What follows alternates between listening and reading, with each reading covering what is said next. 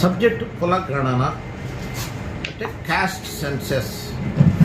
ఈ కులగణన caste senses ఎప్పుడు చేసినారు, ఎందుకు చేసినారు, ఇప్పుడు ఏం చేయాలి? ఈ కులగణన అని చెప్పిననేది క్యాస్ట్ సెన్సెస్ మొట్టమొదట బ్రిటిష్ గవర్నమెంట్ 1931 సెన్సెస్లో ప్రతిపాదన చేసి కులగణన చేసి ఏ కులాలు, ఎన్ని కులాలు ఉన్నాయి, ఏ కులం జనాభా ఎంత ఉంది, ఏ రాష్ట్రాల్లో, అప్పుడంటే రాష్ట్రాలు ఇన్ ద సెన్స్ ప్రొవిన్సీస్, బ్రిటిష్ గవర్నెన్స్లో ఉన్న ప్రొవిన్సీస్లో ఎంతమంది ఉంటారో ఎలా అనే దీని మీద తీసినారు. అయితే దాని తర్వాత ఈ భారత రాజ్యాంగం వచ్చినప్పుడు అప్పటి వరకు బీసీలుగా చలామణిలో ఉండే కులాలని, కొన్ని కులాల్ని షెడ్యూల్లో చేర్చి, షెడ్యూల్డ్ క్యాస్ట్ ఎవరైతే అన్టచబుల్గా ఉంటున్నారో, అస్పృశ్యత అంటరానితనం ఉండేవాళ్ళని ఎస్సీలు గారు, గిరిజనులుగా ఉండేవాళ్ళని, కొండ ప్రాంతాల్లో ఉండేవాళ్ళని ఎస్టీలుగా గుర్తించి షెడ్యూల్స్లో చేర్చడం జరిగింది. దాని తర్వాత ఆ బీసీలలో మిగిలిన వాళ్ళని, అందుకనే other backward communities, the left over other backward కమ్యూనిటీస్కి భారత రాజ్యాంగంలో ఒక ఆర్టికల్ పెట్టి 340 ఆర్టికల్లో బీసీ కమిషన్ వేసి వాళ్ళు గుర్తించి వాళ్ళు నిర్ణయం చేస్తారు ఎలాంటి రెమెడీస్ తీసుకోవాలి, ఎలాంటి చర్యల ద్వారా బీసీల అభివృద్ధికి పనిచేయాలని చెప్పని అనుకున్నారు.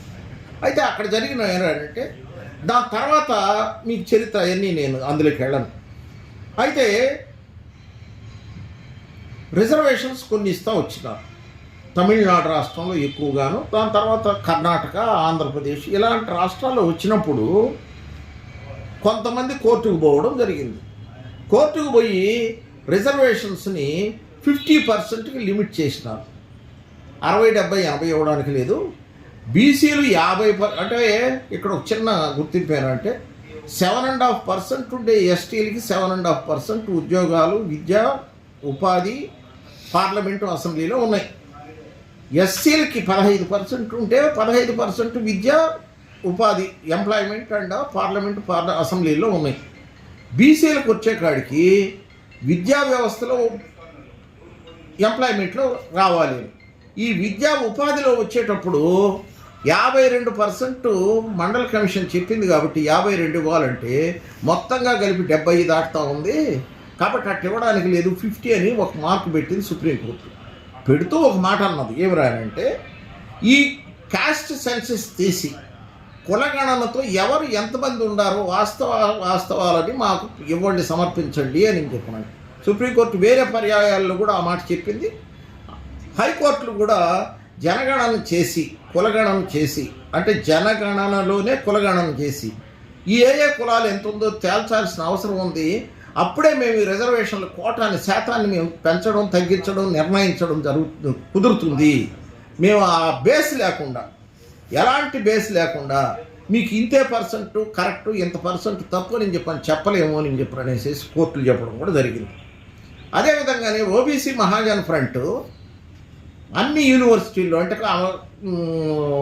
ఉమ్మడి ఆంధ్రప్రదేశ్ రాష్ట్రంలో శ్రీ వెంకటేశ్వర విశ్వవిద్యాలయం, ఆంధ్ర విశ్వవిద్యాలయం, ఉస్మానియా విశ్వవిద్యాలయాల్లో problems of caste practical solutions అని చెప్పని సెమినార్లు, వర్క్షాప్స్ కండక్ట్ చేసి కొన్ని నిర్ణయాలు చేసినాం. ఏమని అంటే ఆ నిర్ణయాలలో caste wise census, population wise allotment or share, priority for poor. Caste wise census, population wise allotment, priority for poor అని చెప్పనేసి, అంటే ప్రతి కులంలో కూడా, ప్రతి గ్రూపులో కూడా అందులో ఉన్న పేదవారికి కూడా ఒక అవకాశాన్ని కల్పించాలనే ఉద్దేశంతో ఒక సిస్టమేటిక్ థీరీని దాన్ని ఎవాల్యుయేట్ చేసి చెప్పడం జరిగింది. ఎందుకు అని అంటే మీరెందరో మీకంతా, మాకు ఎవరూ వ్యతిరేకం కాదు, బ్రాహ్మణుడు కానీ, రెడ్లు కానీ, కమ్మ కానీ, ఏ క్యాస్ట్కి వ్యతిరేకం కాదు. కానీ మీరెంతో మీకంతా, మేమెంతో మాకంతా, మనందరం కలిసి ఎవరు ఎంతమంది ఉంటే అంత పంచుకుందాము.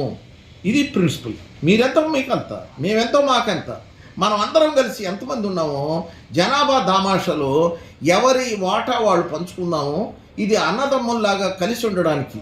హిందూ ధర్మం అన్నా, హిందూ మతం అన్నా, సనాతన ధర్మం, సనాతన మతం అన్నా, నువ్వు ఇక్కడికి రావద్దు, నువ్వు అక్కడికి పోవద్దు అనకుండా సమస్త జీవన రంగాలలో ఎవరి వాటా వాళ్ళు పంచుకున్నప్పుడు సరి అయిన దృక్పథం ఏర్పడుతుంది. అదే నిజమైన ధర్మము, మంచి ధర్మం అవుతుంది అని చెప్పి మనం ప్రకటించడం జరిగింది.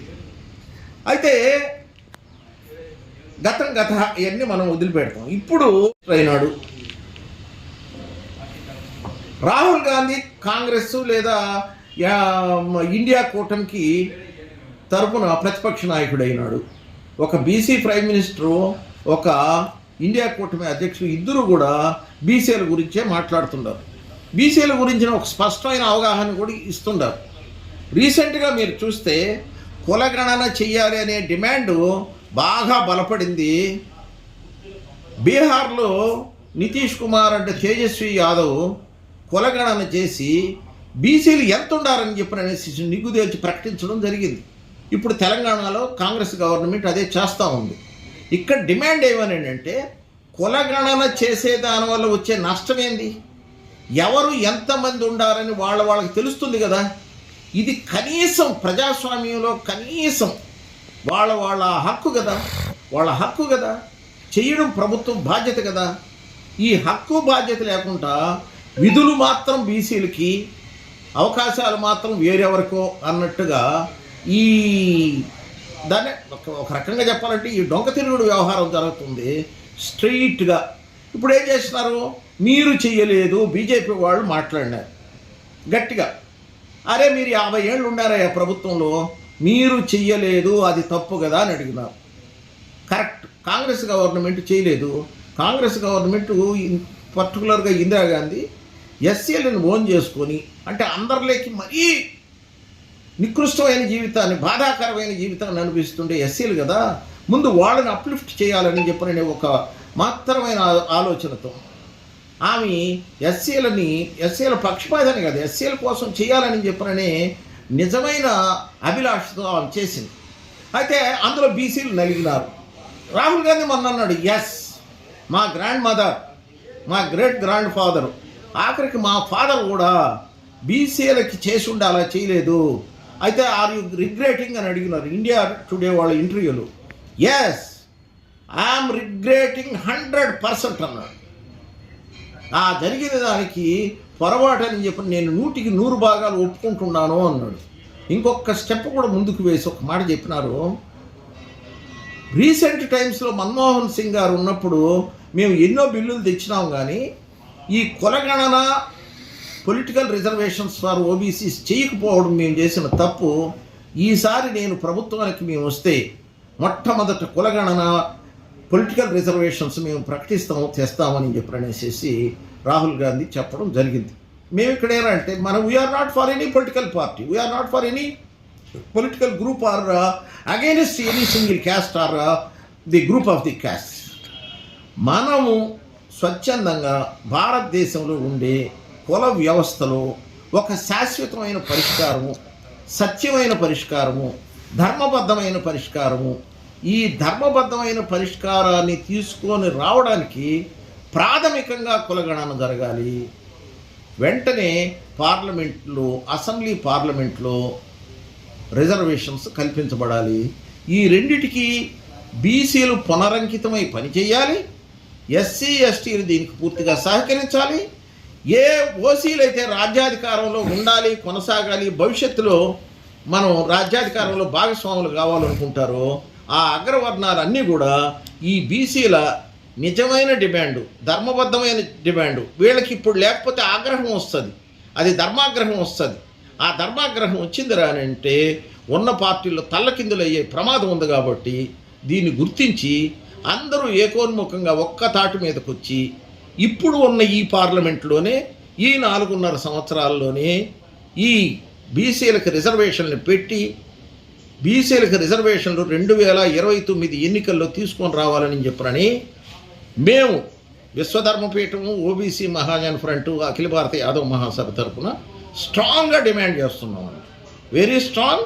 ఇది దేశవ్యాప్తమైన ఉద్యమంగా ఇప్పుడు రూపాంతరం చెందుతూ ఉంది. Thank you.